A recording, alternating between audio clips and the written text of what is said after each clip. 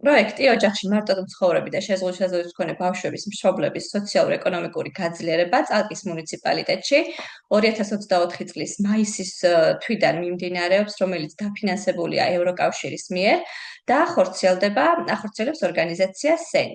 პროექტის სამიზნე ჯგუფი არიან, როგორც ზემოთ ვახსენე, ოჯახში მარტო მცხოვრები და შეზღუდვის მქონე ბავშვები და მიზნად ისახავს ამ ქალბატონებს მივცეთ შესაძლებლობა და მიგვეცა შესაძლებლობა ამ ქალბატონებისთვის დაუფლებოდნენ მათთვის სასურველ პროფესიას, ასევე შესაძლებლობა ჰქონდათ ესწავლათ ბიზნესის განვითარება, როგორ დაწერონ თქვათ ბიზნესის განაცხადი, როგორ მართონ, აი ესეთი დააწყებ დონეზე, ვინაიდან მათ აქვს შესაძლებლობა რაღაც მცირე მეურნეობა ან საკუთარ ოჯახში პატარა საქმე წამოიწყონ. ასევე პროექტი მოიაზრებს CV-ს დაწერის სწავლებასაც და ასე შემდეგ. რაც ყველაზე მნიშვნელოვანია და ალბათ ღირებული ამ პროექტში მოგეხსენებათ, ესენი არიან ესეთი ჯგუფი, რომლებსაც ყველაზე მეტად უწევთ ამ ზრუნვის, ბავშვებზე ზრუნვის შრომის განხორციელება, ამიტომ მათთვის დრო რომ გამოგვეთავისუფლებინა და შესაძლებლობა ქონოდათ ამ სხვადასხვა აქტივობებში ჩართულიყვნენ, რომლებიც საკმაოდ დროს მოითხოვს და მათი მხრიდან ძალისხმევას და სწავლას, ავუყვანეთ პროექტის ფარგლებში ძიძები და ამ სწავლების განმავლობაში ბავშვები იყვნენ ძიძებთან. მეორე მხრივ რომ ძიძებს ქონოდათ შესაბამისი კვალიფიკაცია ბავშვებთან მუშაობის, მოგეხსენებათ ზოგი ბავშვების ნაწილი შეიძლება შეზღუდვის მქონე ყოფილიყო.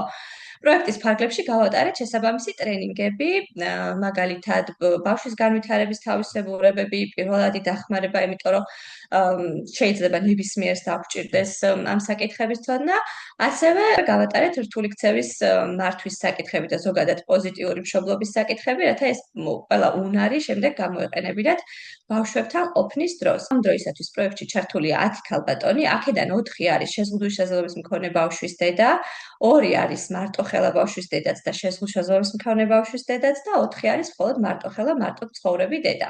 10 ძიძა არის ამ პროექტში დასაქმებული და ასევე აღსანიშნავია ისიც, რომ ეს ძიძები თვითონ არიან სოციალურად დაუცველები და მათ ფინანსურ უზრუნველყოფას ახორციელებს ადგილობრივი მუნიციპალიტეტი. პროექტს ახორციელებს არასამთავრობო ორგანიზაცია ერთად რეალური ცვლილებებისათვის. მე წარმოვადგენ ამ ორგანიზაციის სოციალურ მუშაკს. პროექტის ფარგლებში ქალბატონებს ჰქონდათ შესაძლებლობა ჩვენთან გაელოთ როგორც ინდივიდუალური კონსულტაციები, ასევე ჯგუფური კონსულტაციები. ჯგუფური კონსულტაციები ძირითადად მიმართული იყო მოტივაციის ამაღლებაზე, ემოციურ ვენტილაციაზე, ასერტულ კომუნიკაციაზე და ასე შემდეგ. ყველა შეხვედრაზე თითქმის სრულად ესწრებოდნენ, იმიტომ რომ მათთვის ძალიან მნიშვნელოვანი და ღირებული იყო.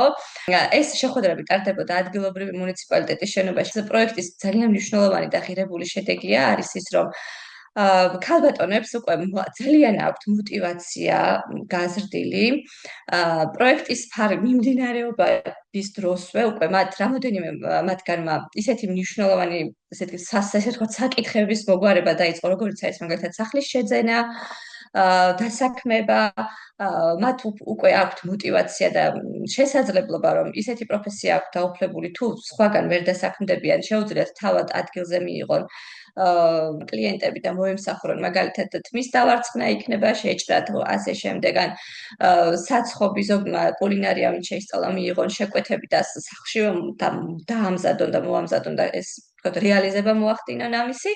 ამიტომ მათ აქვთ იმედი, რომ საკუთარი რესურსებით კიდევ დამატებით შეძლებენ თუნდაც სახლის შეძენას, მუშაობას და საკუთარი მდგომარეობის ზოგადად გაუმჯობესებას და დადებითი მიმართულებით შეცვლას. მოგეხსენებათ, საქართველოს რეგიონებში ზოგადად ძალიან ჭირს ფსიქოლოგის მომსახურება და არ იყო გამონაკლისი წალკის მუნიციპალიტეტიც და აქამდე ჩვენს მოსარგებლეებს არ ქონიათ იმის შესაძლებლობა, რომ ფსიქოლოგთან თერაპიული ან ინდივიდუალური ან ჯგუფური სესიები განეხორციელებინათ და როგორც თვითონაც აღნიშნავენ, ეს შეხვედრები მათთვის ძალიან მნიშვნელოვანია, ძალიან მამოტივირებელია, ძალიან ბევრ საკითხზე დააფიქრათ, შეაცვლევინათ წარმოდგენები და უფრო მეტად რაღაცნაირად ბრძოლის სურვილიც გაუჩინათ, რომ რაღაცეები უფრო პოზიტიური მიმართულებით შეცვალონ. ამ პროექტის განმავლობაში გამოჩნდა ძალიან ბევრი სიკეთე, რასაც თვითონ ჩვენი მოსარგებლეებიც ხედავენ და ასევე სხვა ადამიანებიც, სხვა ქალბატონებიც, იმიტომ რომ ძალიან ბევრს გაუჩნდა